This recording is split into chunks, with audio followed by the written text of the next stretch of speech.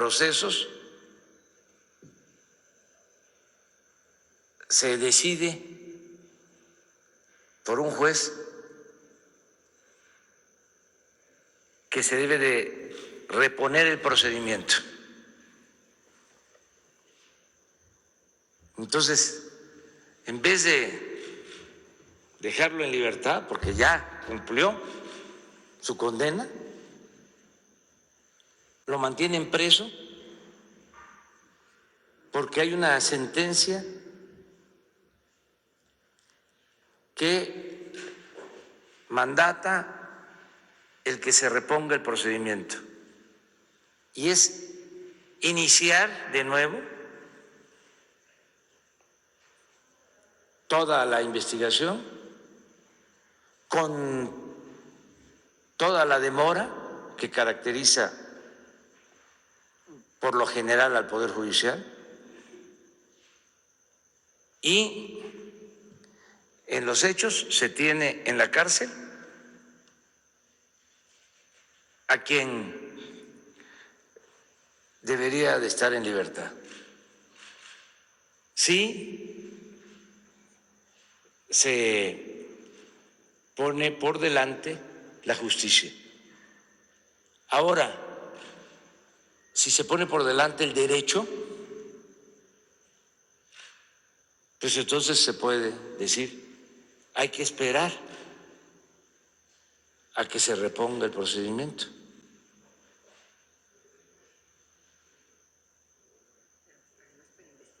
Entonces, vamos a presentar una queja, porque no solo es este caso, hay otros.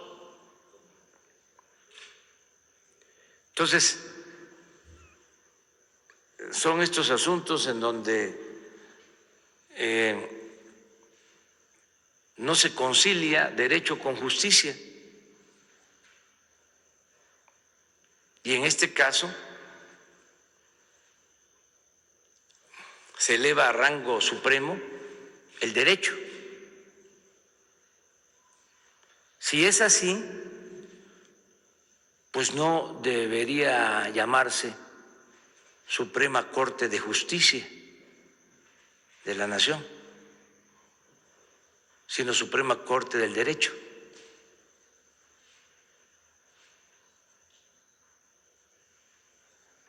Entonces sí es un tema importante porque está en la cárcel una persona que debería estar en libertad.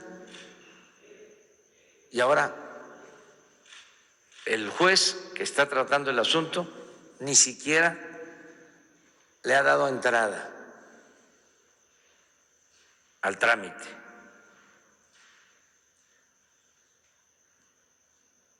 Y vienen las vacaciones y hasta que se regrese se puede atender el caso. Entonces, siendo muy respetuosos de la independencia del Poder Judicial, vamos a presentar esta queja para que el órgano encargado de fiscalizar la actuación de jueces y de magistrados y de ministros,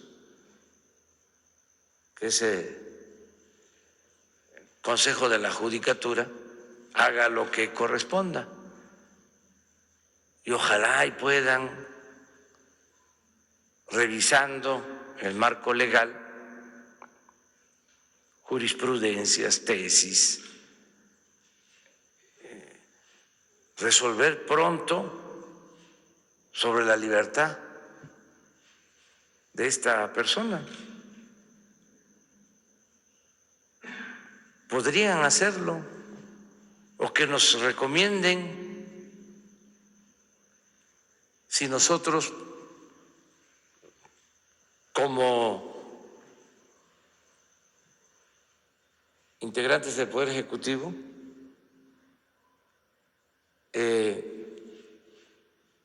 podríamos declarar una amnistía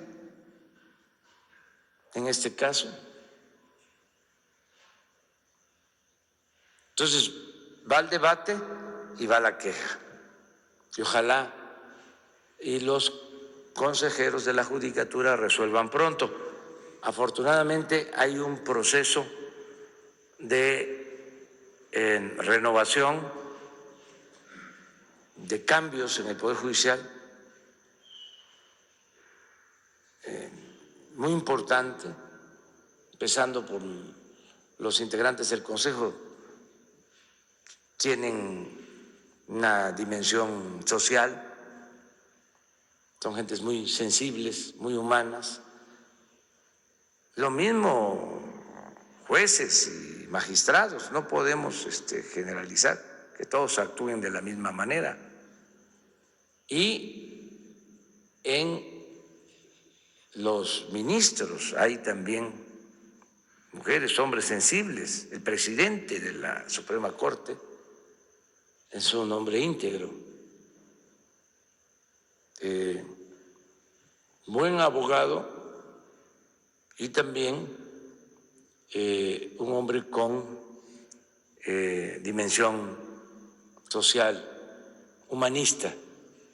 Entonces vamos a esperar el resultado sobre este planteamiento.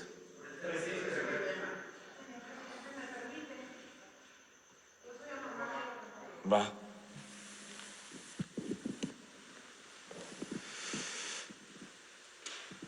Muchas gracias. Estuve aquí hace 15 días con usted exponiéndole mi caso y con todo respeto quiero comentarles que sé exactamente cuál es la situación jurídica de mi hijo, porque la he vivido y la he sufrido 13 años. Una precisión para la señora secretaria es que sí lo detuvieron y lo acusaron de delincuencia organizada, de armas, y usted dijo que por traer droga, y no fue así. No había droga, ¿sí? Bueno, yo no sé mucho de leyes, pues lo que yo tengo claro es que mi hijo Rafael tiene 13 años encarcelado siendo inocente. Que como dijo usted, señora secretaria, se repuso el procedimiento para que se investigara la tortura que él denunció y que después de 4 protocolos de Estambul que le han practicado, se concluyó que sí fue torturado. Y también sé que luego de analizar el caso, el Comité de Derechos Humanos de la Organización de las Naciones Unidas solicitó al gobierno mexicano la liberación de mi hijo y la reposición del daño. También sé que desde hace 3 años él ya pagó su condena y que aún así lo mantienen retenido, ¿sí? Dice usted que por cuestiones legales, que son procedimientos legales del Poder Judicial, etcétera, ok.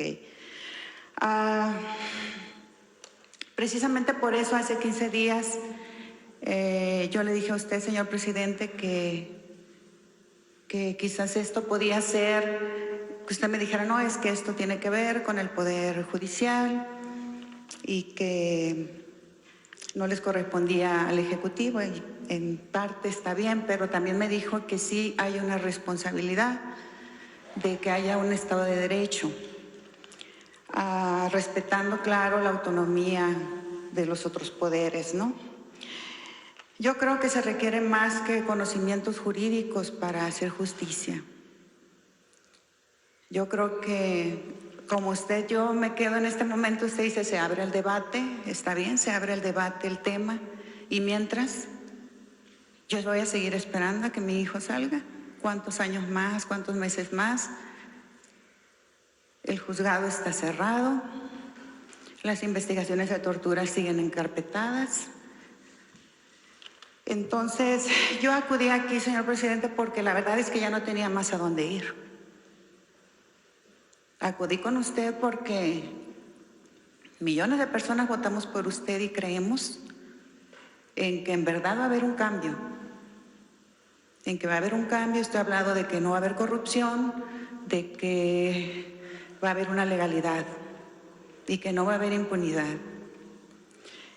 Entonces, también sé que de acuerdo que usted firmó un acuerdo en abril pasado, un acuerdo en donde a través de la Secretaría de Gobernación se han liberado a más de 40 personas para que no les dé COVID. En la Fiscalía son muchos más, a través de la Fiscalía, que es independiente. Entonces, yo creo que este caso tiene que ver también con voluntad política.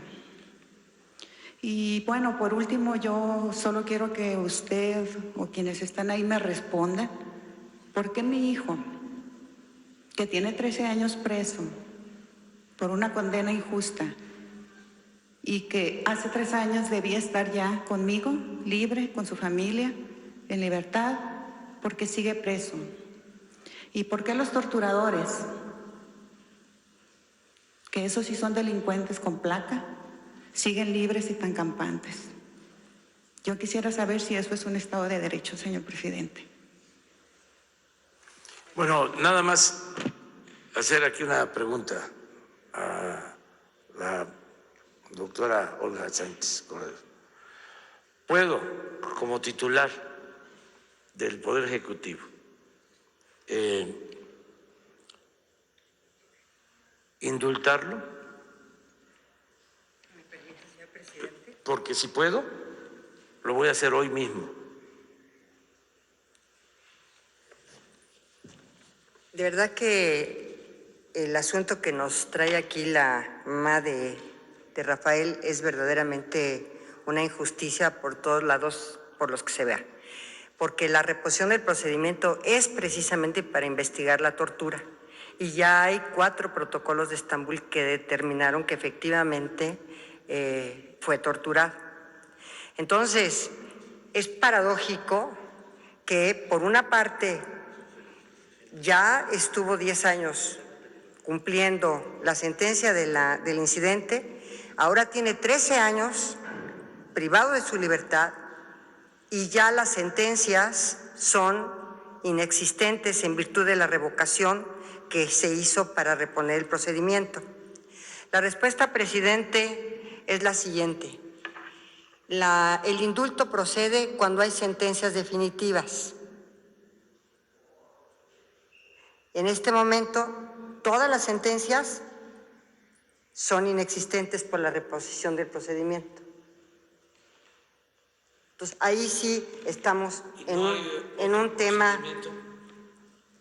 Estamos tratando de ver, porque estamos muy de la mano con la Defensoría Pública.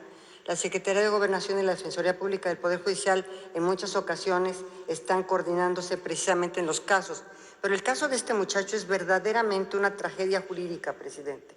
No hay sentencias. Entonces, si me permite, vamos a ver cuáles alternativas tenemos. El indulto procede únicamente con sentencia definitiva. Entonces, déjeme analizar y con muchísimo gusto traemos una respuesta a la señora y desde luego estamos viendo todas las posibilidades jurídicas para obtener la libertad de su hijo.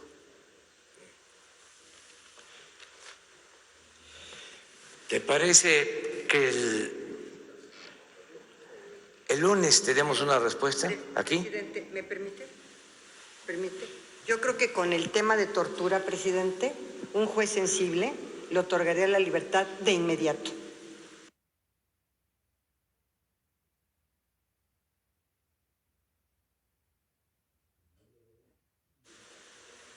Con los protocolos de Estambul. Se lo otorgaría de inmediato. Voy a hablar con el presidente de la Corte el día de hoy y el lunes te damos una respuesta. Adelante. Buenos días, señor presidente. Buenos días, señora secretaria, secretario. Yo quisiera preguntarle, a ver, cualquiera de los dos, ya transitamos de un sistema de justicia penal inquisitorio, mixto inquisitorio, al de justicia penal adversarial. Y en este sistema se plantea, no sé, es lo que le quiero preguntar, usted que es experta, la reparación del daño. Obvio, no hay dinero que subsane este tipo de cuestiones, que es la privación de la libertad. Pero para que quede como precedente, ¿qué hace falta o cuánto falta para que se repare el daño en estos casos? ¿En dónde está ahorita el proceso de justicia penal adversarial y a quién le correspondería, señor presidente, y reparar el daño? Porque aunque no es vital el dinero, pero a la vista de la injusticia se obliga a una reparación del daño que ya está enunciada en el nuevo sistema de justicia penal adversarial. Esa sería la primera y ahorita le formularía otra. Alejandro, que sí. Yo creo que la principal reparación es la justicia misma, la principal reparación. Y por supuesto, en un momento determinado, la calidad de víctima por un proceso penal verdaderamente adverso y violación digamos, violentado o que violente los derechos humanos de la forma en que se ha violentado, podría tener esta calidad de víctima y podría ser, obviamente, además, una persona que pudiera tener derecho a la reparación y a la indemnización inclusive. Pero lo que sí es cierto es que yo creo que la principal reparación es precisamente que se le brinde justicia a una persona, y esa pues todavía no podemos cantar victoria en esa relación. Pero si quieres también, Alejandro, que estábamos comentando. Bueno, yo sí quiero dar también mi opinión personal respecto a este asunto. Yo creo que la jueza que está bajo la responsabilidad de este proceso puede incurrir o está incurriendo en responsabilidad toda vez que, habiéndose acreditado la comisión de tortura contra este joven, debe obtener de inmediato la libertad. Esto lo hemos enfrentado en muchos casos donde incluso delincuentes, por haber sido torturados, han sido liberados, absueltos plenamente. Aquí hemos discutido el caso de algunos de estos liberados en el caso de Ayotzinapa. Y sí creo que se puede exigir al Consejo de la Judicatura la revisión del desempeño de la jueza, una jueza en Toluca, en el Estado de México, porque teniendo conocimiento de que se han aplicado 4 protocolos de Estambul que han dado positivo respecto a la comisión de tortura, de inmediato debió haber tomado una resolución. ¿Quién repara el daño? Por supuesto, en primer término corresponde a la autoridad que cometió este agravio, ya sea del fuero común o del fuero federal. En este caso, tratándose de tortura y haber habido abusos en el incumplimiento de la autoridad y de tratarse de delitos de carácter federal, corresponde a la autoridad federal a través de reconocimiento de su calidad de víctima en la Comisión Ejecutiva de Atención a Víctimas.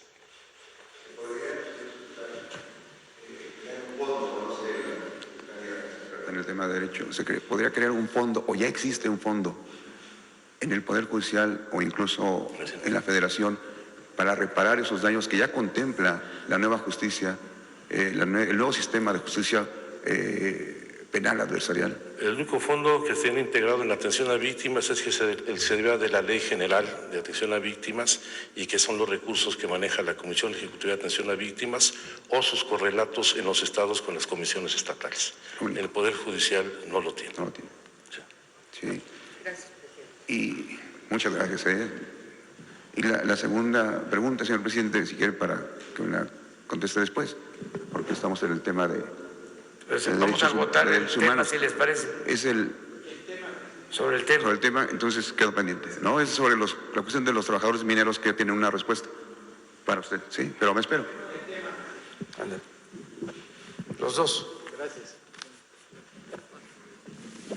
Gracias, presidente. Buenos días, señora secretaria, señor subsecretario, y a la gente que lo ve y lo escucha. Marco Antonio Olvera, de la revista Énfasis y del canal de YouTube Marco Olvera Oficial. Presidente, yo quisiera preguntarle, usted como presidente del Ejecutivo, y sé que hay la división de poderes del Ejecutivo, el Judicial y el Federal, pero quisiera saber cómo impartir justicia en México, como en estos casos del joven que ha sido torturado y ha sido encarcelado, la mujer que fue violentada por elementos del ejército durante la administración de Felipe Calderón, y recientemente, pues se trae de manera expedita al soldado Salvador Cienfuegos a México, cuando ya tenían unas acusaciones en Estados Unidos. Ahora se pretende que se traiga al secretario de Seguridad Pública, exsecretario durante el gobierno de Felipe Calderón. ¿Cómo impartir justicia de manera expedita a ricos, a pobres, a funcionarios de alto rango, como fue o lo es el soldado Salvador Cienfuegos? Y pues pareciera que pues en México todavía no alcanzamos esa libertad de tener una justicia plena y expedita con ricos y pobres, presidente. Pues yo no comparto tu punto de vista. Yo creo que se está avanzando mucho. Esto es parte de la transformación. El que estemos tratando estos temas, ¿cuándo se había hecho? ¿Cuándo en la historia reciente? Si los presidentes no informaban, no estaban sujetos al escrutinio público. Nosotros todos los días estamos aquí atendiendo, garantizando el derecho del pueblo a la información y a la audiencia, al planteamiento de sus problemas, todo el tiempo. Se está haciendo justicia, no hay impunidad y al mismo tiempo se está haciendo valer el Estado de Derecho, un auténtico Estado de Derecho, no Estado de chueco como era antes.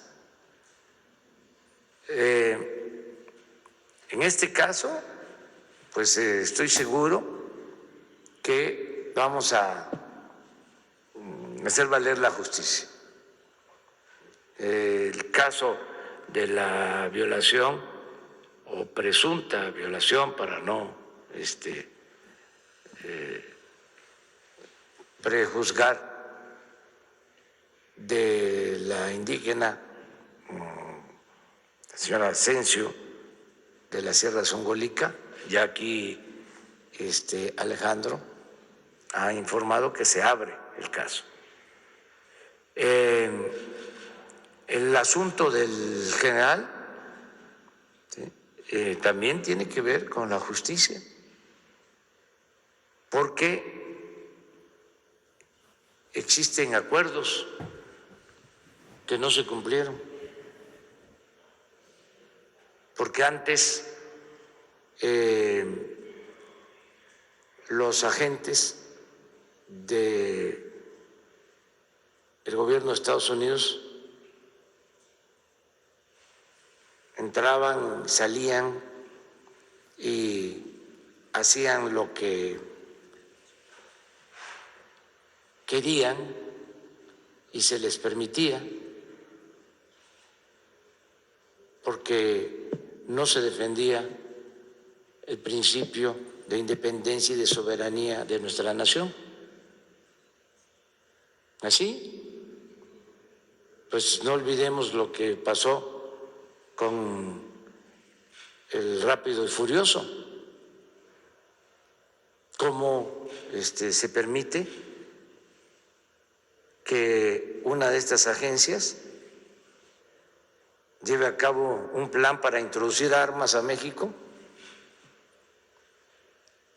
con la anuencia o complicidad de las autoridades mexicanas. Se da a conocer de que el operativo causa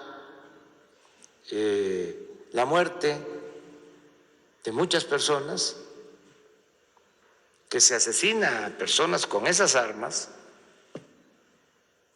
se abre una investigación y se le da carpetazo. Y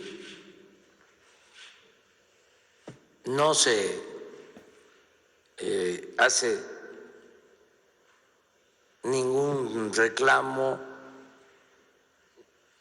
ni siquiera una nota diplomática para cuestionar el hecho. Entonces, ahora en el caso del general, como existe un convenio de colaboración y no se informa al gobierno mexicano y se viola ese acuerdo, con todo respeto y de manera diplomática, se pide que se informe sobre la situación y el mismo gobierno de Estados Unidos reconoce